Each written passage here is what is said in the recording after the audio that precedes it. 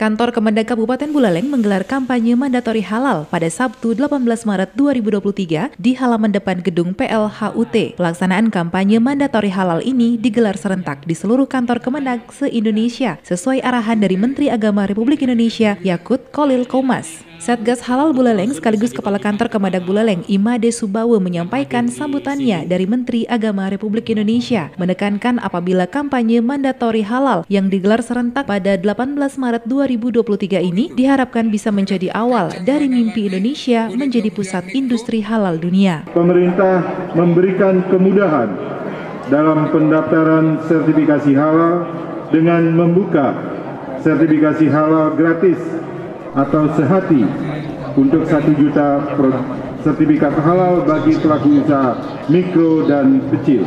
Terkait logo halal baru yang menggantikan logo lama yang telah lekat dengan ingatan masyarakat, Subawa menegaskan apabila pihaknya akan melakukan sosialisasi agar logo baru ini bisa dikenal oleh masyarakat luas.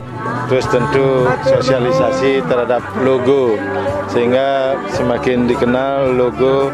Jadi karena di lapangan kemungkinan saja ada orang-orang yang mungkin tidak bertanggung jawab memanfaatkan keterbatasan sosialisasi yang kami lakukan. Sementara Naning Purwaningsih, pemilik produk usaha Pia Cinta mengaku sertifikasi halal yang ada pada produknya membuat dirinya mendapatkan keuntungan lebih banyak daripada ketika sebelum memiliki logo halal.